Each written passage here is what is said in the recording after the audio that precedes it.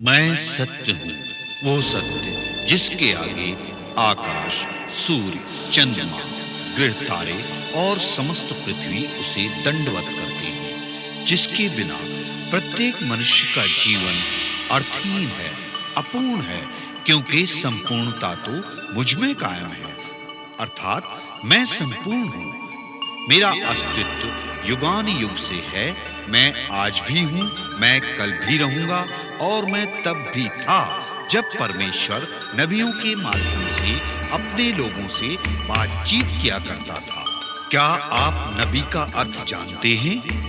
नबी परमेश्वर के द्वारा भेजा गया व्यक्ति, परमेश्वर की ओर से आने वाली आवाज होती है, और जो कोई परमेश्वर के भेजे इस नबी के वचनों को ग्रहण नहीं करता, परमेश्वर स्वयं उससे लेखा लेता है। यदि आप मन से कहें कि जो वचन परमेश्वर ने नहीं कहा उसे हम कैसे पहचानें, तो पहचान ये है कि जब कोई परमेश्वर के नाम से बोले और वो पूरा न हो या सच ना निकले, तो ये वही बात है जो परमेश्वर ने नहीं कही। इस बात को नबी ने अभिमान में आकर कहा है। आज से लगभग 2400 वर्ष पूर्व परमेश्वर ने मलाकी नामक नबी के द्वारा ये वचन लोगों तक पहुंचाया कि अपने पूर्वजों के दिनों से तुम लोग अपनी विधियों से हटते आए हो और तुमने उनका पालन नहीं किया। तुम मेरी ओर फिरो तो मैं तुम्हारी ओर फिरूंगा। देखो, मैं अपने दूत को भेजता हूँ और वो मेरे आगे मार्ग सुधारेगा, और प्रभु जिसे तुम ढूंढते हो वो अचानक आ जाएगा। तब तुम फिर एक बार धर्मी और दुष्ट का भेद, अर्थात जो परमेश्वर की सेवा करता है और जो नहीं करता, उन दोनों में भेद कर सकोगे। तो आओ हम यहूदिया प्रदेश की ओर चलें, जहां हेरोदेस राजा का राज्यकाल था और जहां नबी मलाकी के द्वारा की गई भविष्यवाणी पूर्ण हुई। किंतु कैसे? देखें। देखकर जहां की हालत को यूं तरस खाया उसने, छोड़कर आसमां को जमीन पर आशियां बनाया उसने। मुंह फेर कर क्यों चला? फिर भी ऐ नादान इंसान, तेरी ही खातिर अपने आप को सूली पर चढ़ाया उसने। कुर्बान हो गया वो पापी जहां के खातिर, सूली पे चढ़ गया वो जग के गुनाह के खातिर, जग के गुनाह के खातिर। बख्शी हमें आजादी, कुर्बानी मेरे मसीह की। सुनी जहान हाय क्या हालत की है मसीह की, कैसे बयां करूं मैं मुसीबत मेरे मसीह की, कैसे बयां करूं मैं मुसीबत मेरे मसीह की। ज़ुल्मी जहान हाय क्या हालत की है मसीह की, कैसे बयां करूं मैं मुसीबत मेरे मसीह की, मुसीबत मेरे मसीह की, मुसीबत मेरे मसीह की। ये याजक जकरिया और इलीशिबा हैं। जकरिया अबियाह के दल का और इलीशिबा हारून के वंश की है। ये दोनों पति पत्नी परमेश्वर की दृष्टि में धर्मी हैं और इनका आचरण प्रभु की सारी आज्ञाओं और विधियों के अनुसार निर्दोष है। किंतु इनके जीवन में संतान का सुख नहीं है, क्योंकि इलीशिबा बांझ है। आमीन। आमीन।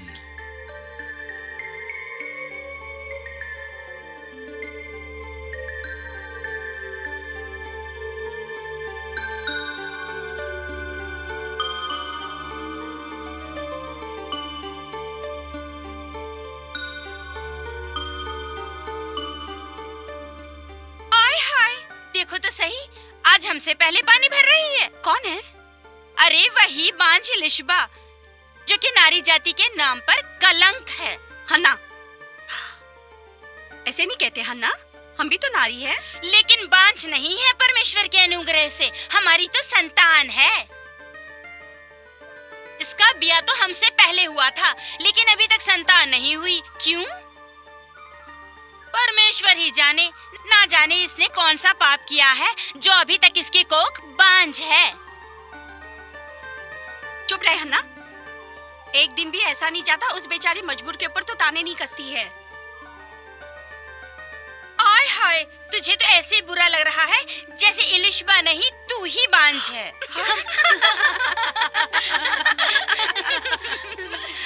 हन्ना, चीखती क्यों है? तुझे ऐसा कहते हुए शर्म नहीं आती? शर्म तो इसे आनी चाहिए जिसने परमेश्वर के भक्त जकरिया की जिंदगी में जहर घोल दिया। हन्ना, इसे तो उसी दिन डूबकर मर जाना चाहिए था जिस दिन सारे यहूदा को पता चल गया कि ये बांझ है। बहुत हो गया हन्ना, तू भी एक नारी है, औरत है। इसका ये मतलब नहीं कि परमेश्वर ने तेरी गोद हरी कर दी तो तू घमंड करे। इसे माफ करना एलिशिबा, मैं तुम्हारे दिल का दर्द समझ सकती हूँ।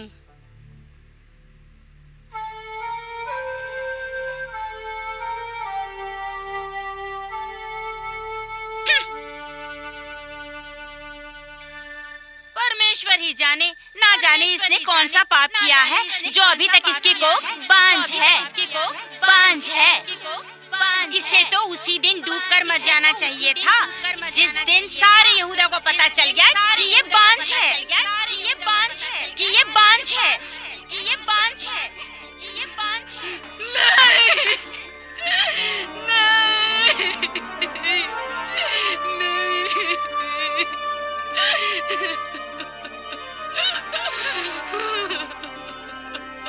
मेरे परमेश्वर, मेरे प्रभु, तेरा कैसा इंसाफ है। मुझे बांझ क्यों, क्यों, क्यों मुझे बांझ? हे परमेश्वर, मेरे प्रभु, क्यों?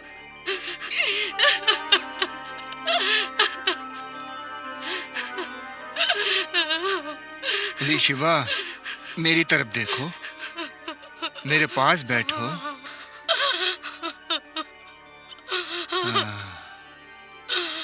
तुम्हारे आंसू की वजह मैं जानता हूँ।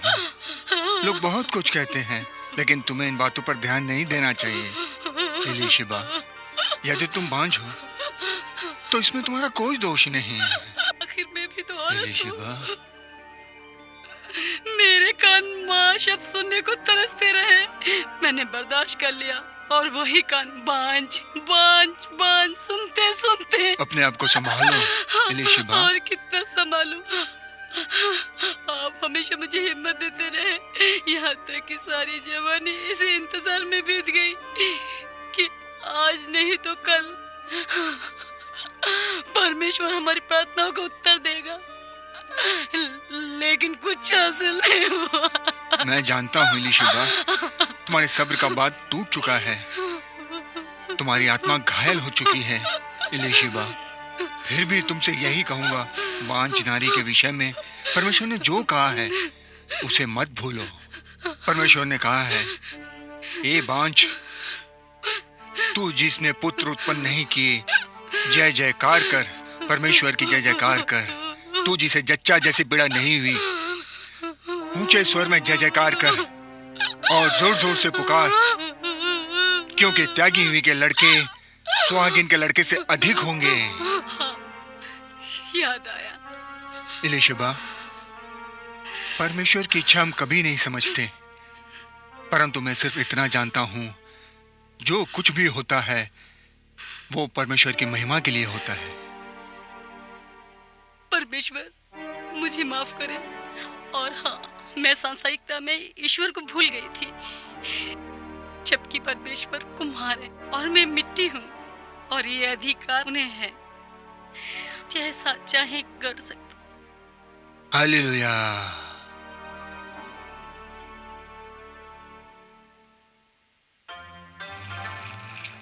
तुम भी खाना खा लो और उसके बाद मेरा सामान बांध देना। सामान तो मैं बांध चुकी हूँ। देख रहा हूँ उम्र गुजर गई, तुम्हारी आदत आज भी वैसी है जब तुम इस घर में आई थी। कुछ भी तो नहीं बदला है तुमने। क्यों? पहले मैं जवान थी, अब बूढ़ी हो चुकी हूँ। शरीर से, दिल से नहीं। और यही कारण है तुम्हें हमेशा मेरा ध्यान रहता है। छोड़िए इन बातों को, आराम कीजिए। सुबह आपको यरूशलेम की यात्रा पे जाना है। हाँ, चलो एलीशिबा। यरूशलेम मंदिर में जब जकरिया अपने दल की बारी आने पर परमेश्वर के सम्मुख याजक का कार्य करने गया, तब याजकों की रीति के अनुसार वो चुन लिया गया ताकि प्रभु के मंदिर में वो धूप जलाए।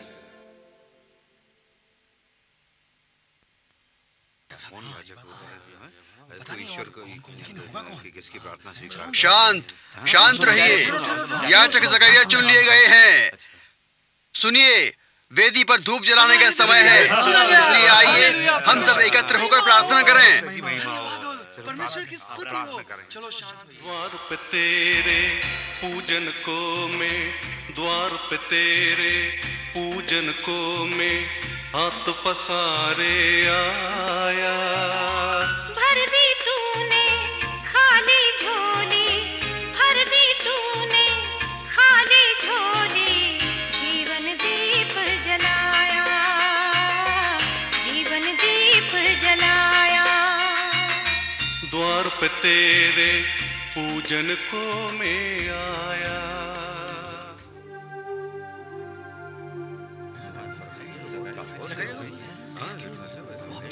क्या बात है, जकरिया को इतनी देर क्यों लग रही है?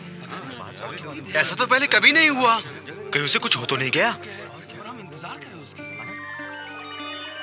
डर मत जकरिया, और सुन, परमेश्वर ने तेरी प्रार्थना सुन ली है। तेरी पत्नी इलीशिबा जो अब तक बांझ कहलाती थी, उसे एक पुत्र उत्पन्न होगा। तू उसका नाम यूहन्ना रखना, और तेरे पुत्र के कारण कई लोग आनंद मनाएंगे, और तेरा पुत्र परमेश्वर के सामने बहुत महान होगा। वो कभी भी दाखरस और मदिरा नहीं पिएगा। तेरा पुत्र अपनी मां के गर्भ से ही पवित्र आत्मा से परिपूर्ण होकर उत्पन्न होगा। तेरे पुत्र के कारण सभी लोग परमेश्वर की ओर अपना मन फिराकर उसकी महिमा करेंगे। वो बहुत इजराइलियों को उनके प्रभु परमेश्वर की ओर लौटा ले आएगा। वो नबी एलिया की आत्मा और सामर्थ में होकर प्रभु के आगे आगे चलेगा, ताकि वो माता पिता का मन संतान की ओर फेर दे। वो आज्ञा ना मानने वालों को धर्मियों की समझ में लाए, और इस प्रकार प्रभु के लिए एक योग्य प्रजा तैयार करे। परंतु ऐसा कैसे संभव हो सकता है? मैं तो बूढ़ा हूँ, मेरी पत्नी भी बूढ़ी हो चुकी है। आप ही बताइए। मैं जब्राइल हूँ। जब्राइल? हाँ, मैं जब्राइल हूँ, जो परमेश्वर के सामने खड़ा रहता हूँ, और मैं तुझसे बातें करने और तुझे ये समाचार सुनाने के लिए भेजा गया हूँ। और अब सुन जकरिया, तूने मेरी बातों का विश्वास नहीं किया, इसलिए तू अब उस समय तक गूंगा रहेगा जब तक जो बातें मैंने तुझे बताई हैं पूरी नहीं हो जाती।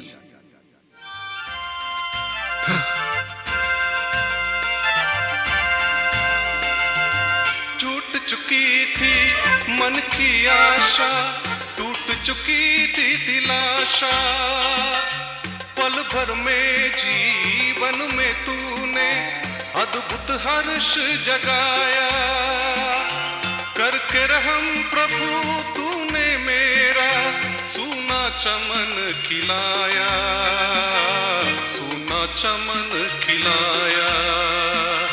द्वार पे तेरे पूजन को मैं आया।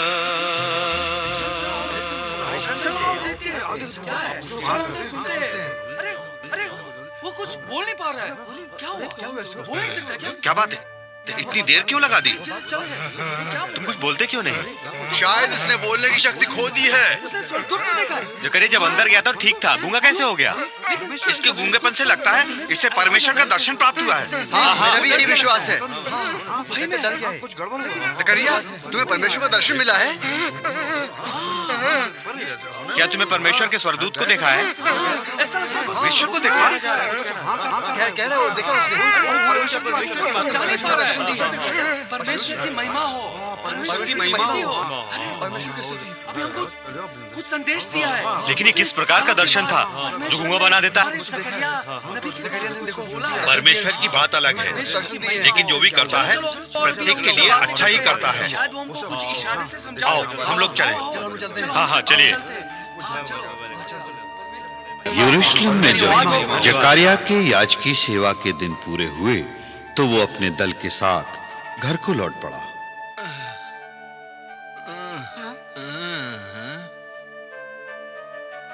परमेश्वर कितना महान है, उनके लिए कुछ भी असंभव नहीं। परमेश्वर तेरा लाख लाख धन्यवाद। मनुष्यों में मेरा अपमान दूर करने के लिए प्रभु ने इन दिनों में मुझ पर कृपा दृष्टि की है। इस घटना के बाद उसकी पत्नी एलीशिबा गर्भवती हुई और वो 5 महीने तक लोगों की दृष्टि से छिपी रही। महकी महकी जीवन बगिया, मन मेरा मुस्काया। तूने दया की मुझ पर इतनी, मुझको पार लगाया। दे ममता का दान प्रभु ने मन मेरा महकाया, मन मेरा महकाया। द्वार पे तेरे पूजन को मैं आया।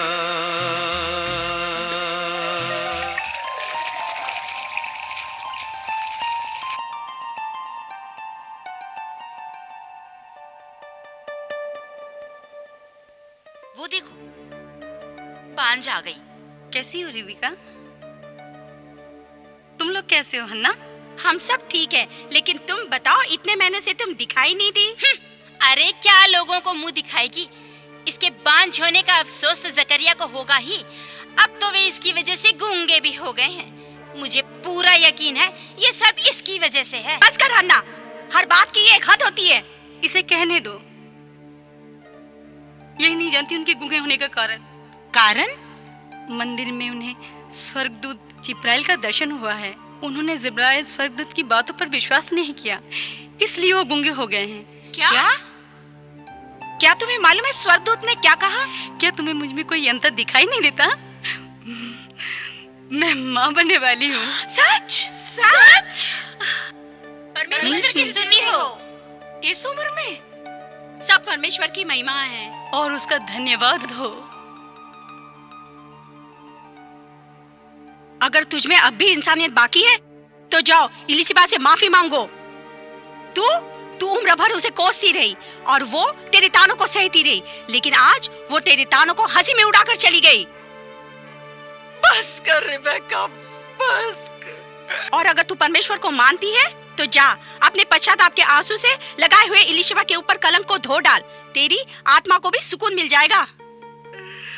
बस कर रिबेका, बस कर।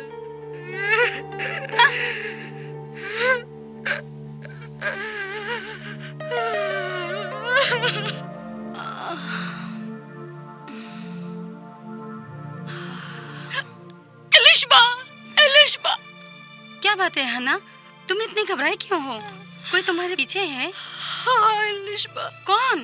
मेरा ज़मीर। मुझे माफ कर दे एलिशबा। क्षमा करने वाला तो परमेश्वर है। हाँ मगर एलिशबा, जब तक तुम मुझे माफ नहीं करोगे मैं परमेश्वर से माफी कैसे मांगू? क्योंकि मैंने तुम्हारे जज्बात को रौंदा है। इससे पहले कि मेरे पाप मेरे लिए अभिशाप बन जाए, परमेश्वर का कहर मुझ पर टूट पड़े। मुझे माफ कर दो एलिशबा, मुझे माफ कर दो एलिशबा, मुझे माफ। उठो हन्ना, मैंने तुम्हें क्षमा किया। परमेश्वर से प्रार्थना करो कि वो तुम्हें क्षमा करे। धन्य हो इलिशबा, धन्य हो।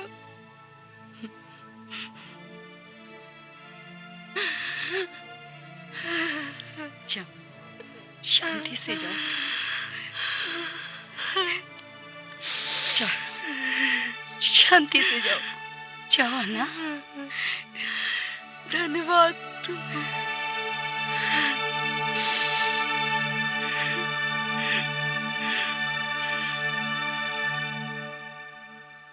इलीशिबा के 6वें महीने में परमेश्वर की ओर से जिब्राइल स्वर्गदूत गलील प्रदेश के नासरत नगर में एक कुंवारी के पास पहुंचा, जिसकी मंगनी यूसुफ नामक दाऊद के घराने के एक पुरुष से हुई थी।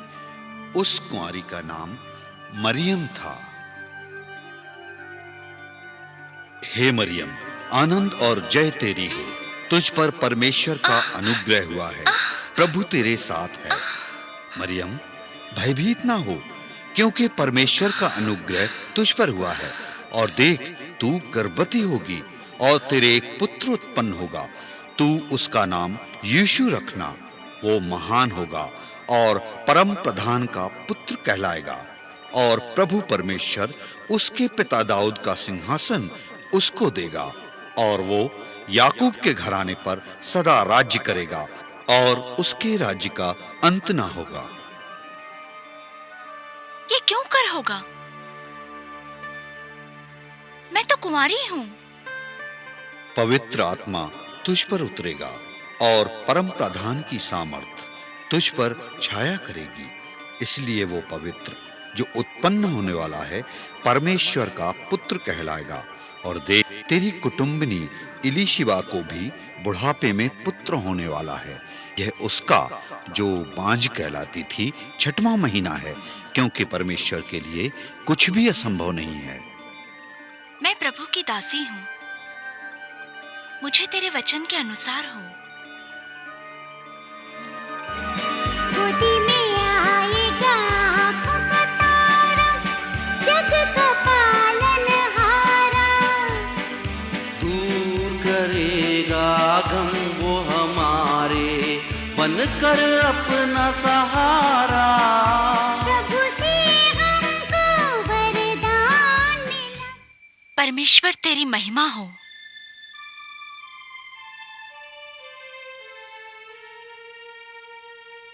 मैं कुंवारी गर्भवती बनूंगी। आवाज तुझको दे रहा है, आ गुनहगार आजा। मार्ग हूँ मैं मुक्ति का, आ तू मेरे पास आजा। ऐसी बुलाहट है तेरे लिए मेरे प्रभु की आस। कलवरी से बह रही है खून की जो धार। ये है मेरे लिए मेरे मसीहा का प्यार। कलवरी से बह रही है खून की जो धार।